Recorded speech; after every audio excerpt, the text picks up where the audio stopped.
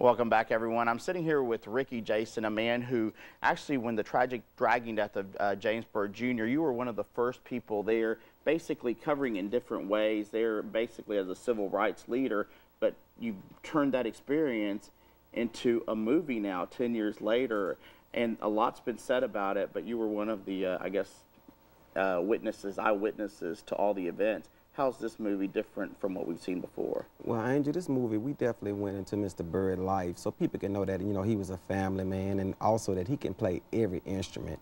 And he was a genius, and he used to help the teachers teach the kids in school. A lot of people didn't know that Mr. Byrd had graduated from high school. He also played in a band in L.A. with Ike and Tina Turner.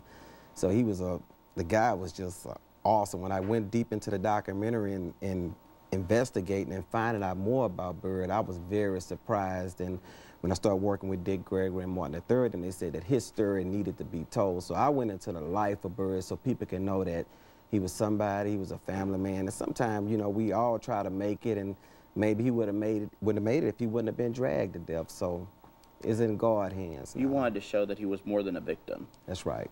Tell me about Ricky, because the international media was in Jasper trying to make sense of this tragedy, but no one ever did anything on his life. How were you able to do that? Well, the people that I spoke to in Jasper, you know, by me going there, being there all the time, they said that, Ricky, we trust you. You've been out here every day since day one, and I'm still here. You know, everybody left, and I'm still here, and hopefully that the world can see that Mr. Byrd's life, the churches here, the school teachers, the prisons around the world. I think this documentary needs to be shown all around the country. And you're well on the way to doing that, because tell me about that. The New York Film Festival, the Dallas Film Festival, and the San Diego Film Festival. Yes, sir. And also the Pan-African Film Festival in Los Angeles. And it just took off like a whirlwind, and thanks to God again for making all this possible.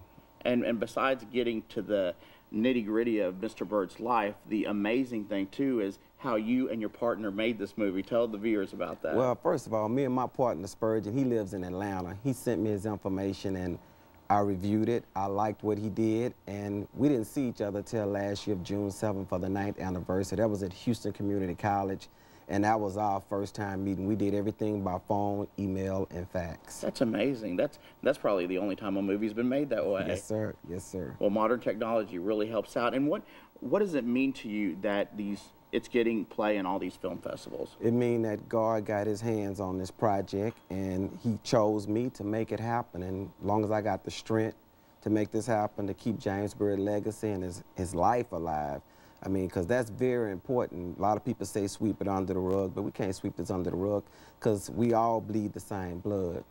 Are you hoping with the 10th anniversary coming that it'll go to a mainstream audience and folks here in Beaumont will get to see it? Of course. I mean, Beaumont, we want Vida, Lumberton, the whole community to see this documentary. Thanks, especially the folks in Jasper. Especially the folks in Jasper, because right now they need to be pulling together.